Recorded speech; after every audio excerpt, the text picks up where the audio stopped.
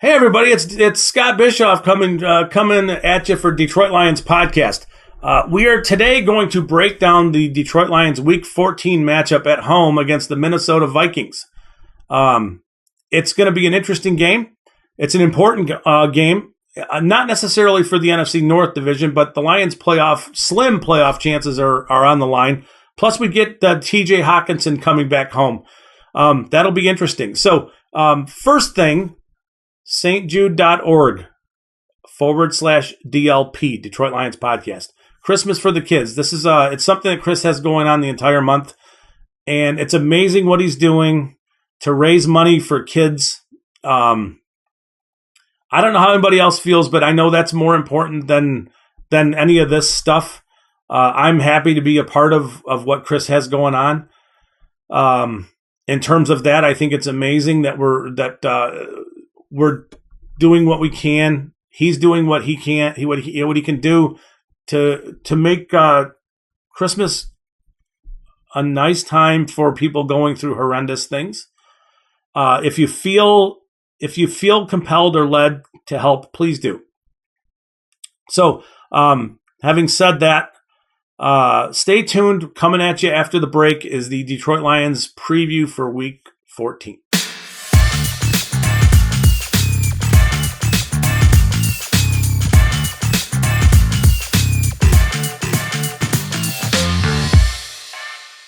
The Lions won a game again. And not only did they win a game, but they kind of hammered Jacksonville along the way. And it was wonderful to see. Because the Lions have played a lot of very close football games in the last little while. And, some of those, it's hard to watch these games where you're grinding out or where every possession matters so much in the second half. So it was nice to see the offense come out and just drive down the field and make it look so easy and boom, score, no big deal, kick off. Jacksonville goes 3 and out. However it worked. Defense looks really good. Jacksonville couldn't get much going on offense.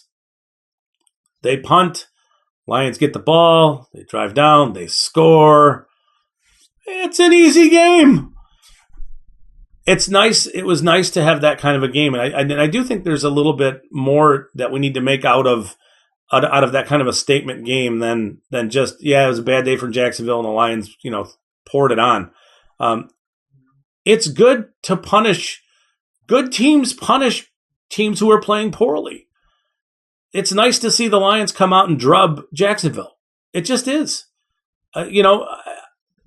Nothing else needs to be said. It was great to see how easily the Lions won that football game.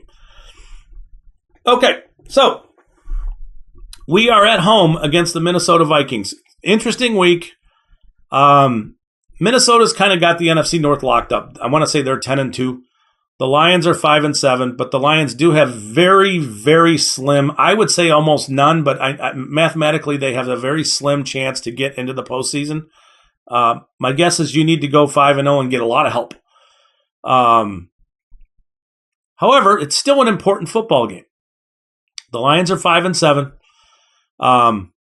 They have built some momentum and looked really good doing so. And even the loss that they have over the last month is a loss that was against, one of the offensive juggernauts or one of the best football teams in the NFL in Buffalo, where you felt like they were right in it. That's the Thanksgiving Day game. So, Lions are doing really good things, and I think we should hold out some hope that the upward trend continues. Because if we just look at where they are, in relation to where they were a year ago, you can see that they're a much better football team, a much more complete football team, and there's no cornbread in the oven, and I'm not drinking the Kool-Aid. I'm just saying that the things that matter and the way the Lions are doing things right now is impressive. So, both from a draft standpoint, from a development standpoint, playing some of these younger guys and having them look the way they do, we'll get into that. The Lions, it looks good. It's nice for where they are. Okay, so the game total for this week is set at 52.5. Detroit is a 2.5-point favorite at home against a team that's 10-2. Think about that. I don't know if that line's going to move or not. This is being recorded early in the week, so all these numbers are subject to change. The implied total has the Detroit Lions scoring 27.5 points and Minnesota scoring 25. So that's the numbers. Like in the past, I feel like this game could go over, but the Lions, since the Dolphins game, since they moved on from Aubrey Pleasant, have been a different defense. And it's been remarkable to watch the change on defense. It just has. So it's tough for me to think that this game's going to go over if I think that the Lions defense will somewhat mitigate what the Vikings do on offense. Regardless, I'm not sure any of that matters. I think this will be a tight game. I did say that last week, so take it, grain of salt kind of thing. All right, on offense, bunch of numbers coming at you. Lions are tied for 14th in the NFL rush in offensive rushing, 4.5 yards a carry. Minnesota's 4.3 yards a carry, which is tied for 18th. The Lions have 18 rushing touchdowns, tied for third in the NFL. Minnesota has 14th, which is 7th in the NFL. 14, not 14th. 14. Passing, the Detroit Lions are 7.5 yards per attempt, which is tied for 11th in the NFL.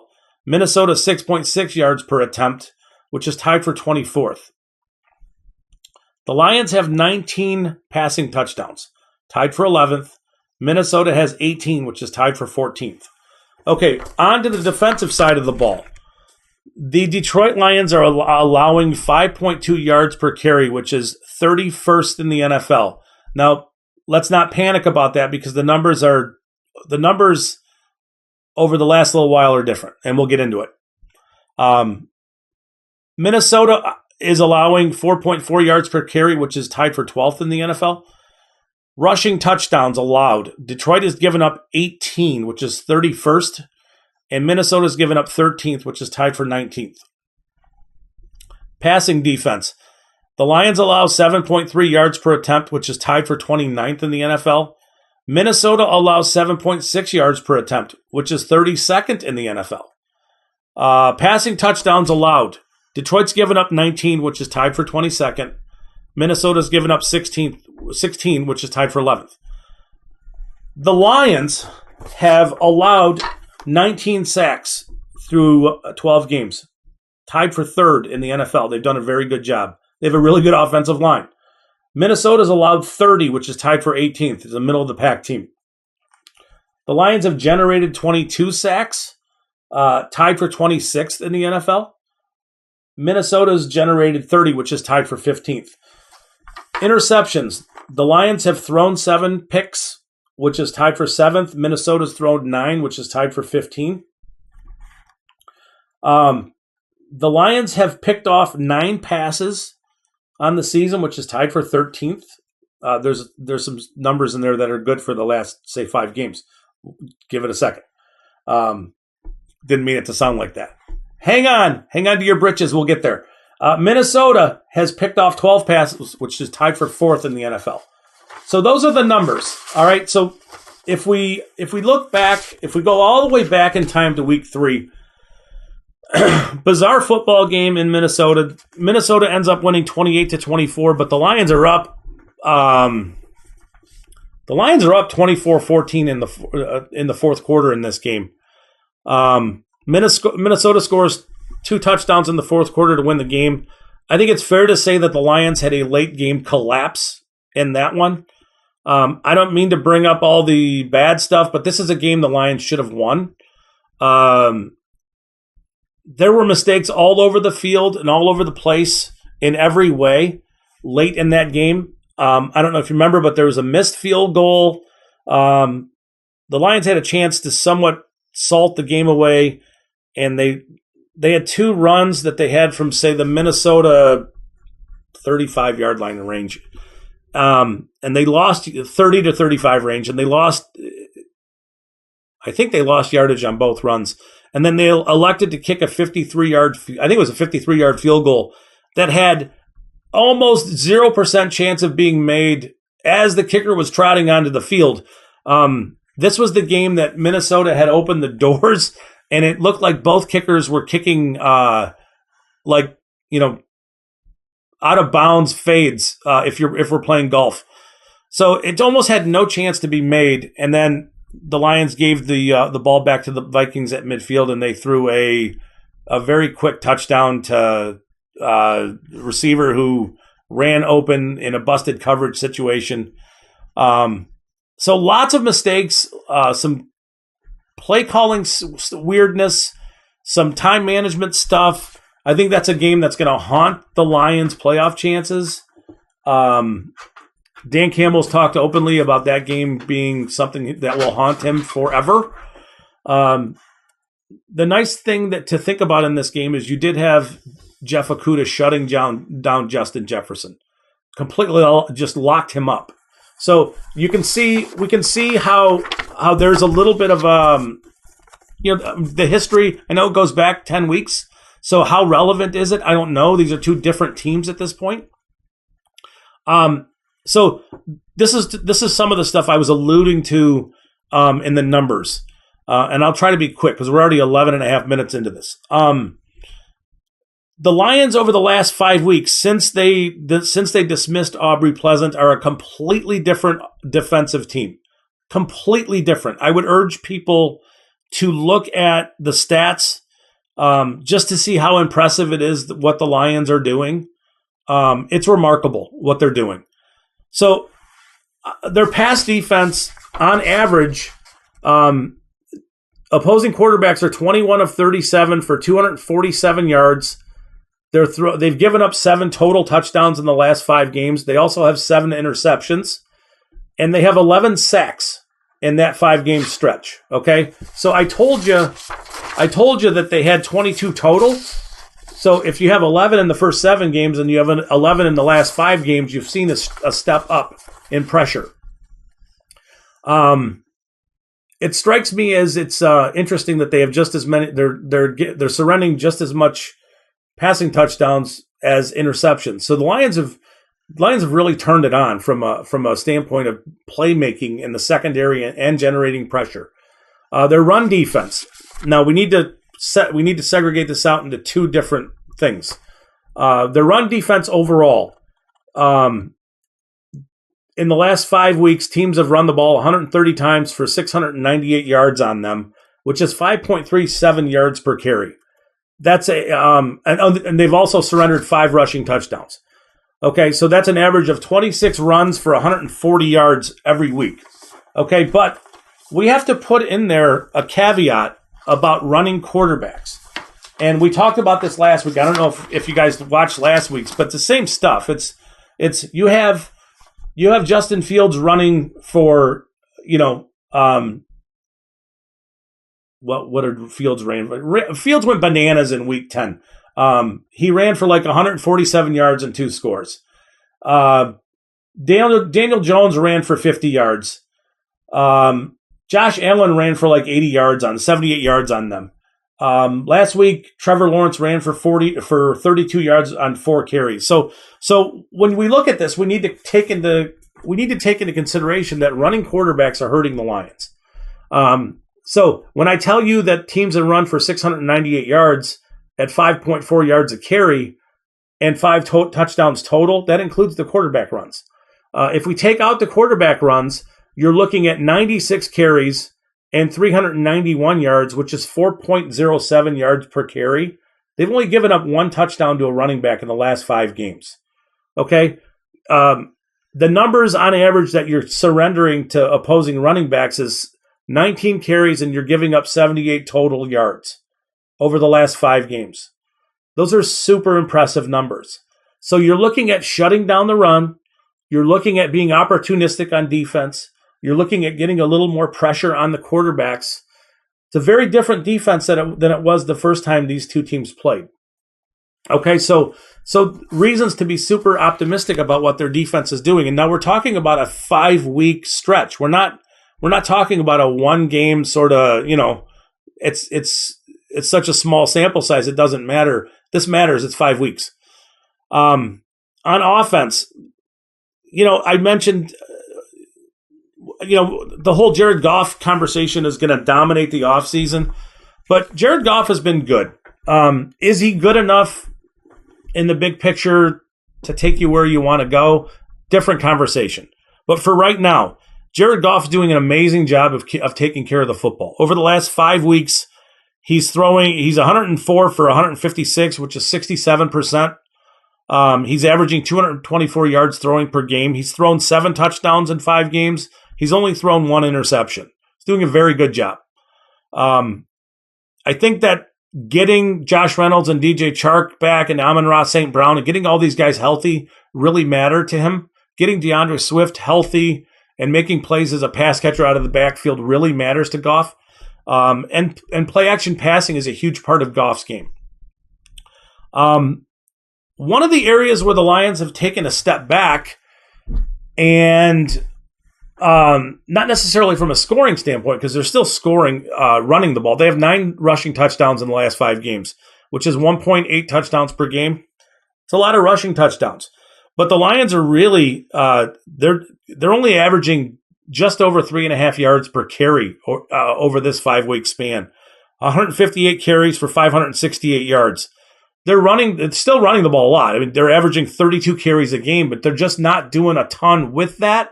That being said, they're doing a good job in the red zone, finishing drives. It's the reason why Jamal Williams leads the NFL in rushing touchdowns. So that's where the numbers are for this week. If we look at where the Lions are on offense, and you look at being at home, what the Vikings do on defense, I think it's reasonable. It's reasonable to see Jared Goff have a good day in this game. Obviously the Lions are going to need to dial up plays that make him comfortable. I mean, if anything, we've talked about this for a while, but as the season wears on, you can see it play out more and more. Jared Goff needs to be comfortable, both physically and mentally.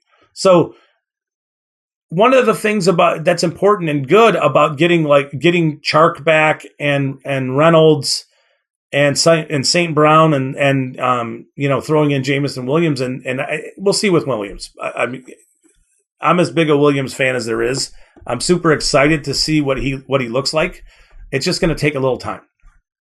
The speed's going to be evident right away.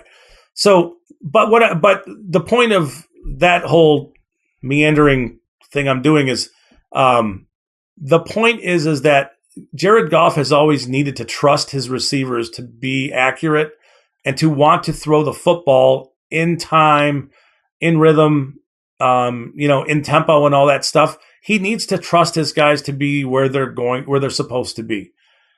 He is not a throw guys open with arm strength type of quarterback.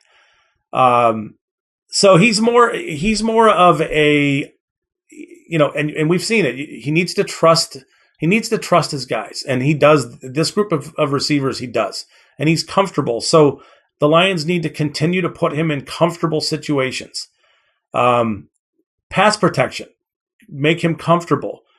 Running the ball well on first down, getting him into situations where they can run play action. You can see some short yardage. You saw the Amon-Ra St. Brown last week's stuff. Just how effective he is, and how he's an amazing route runner.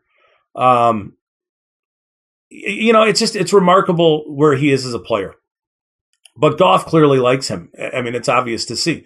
So on offense, you want to see the Lions put Goff in a comfortable situation.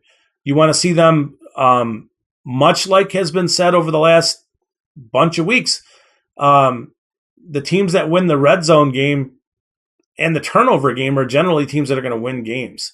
The Lions are not turning the ball over right now. They're just not. They've done a great job, and they're efficient in the red zone. I know they kicked a bunch of field goals last week, but you still had 2 rushing touchdowns, and Amon-Ra had a touchdown in the red zone. So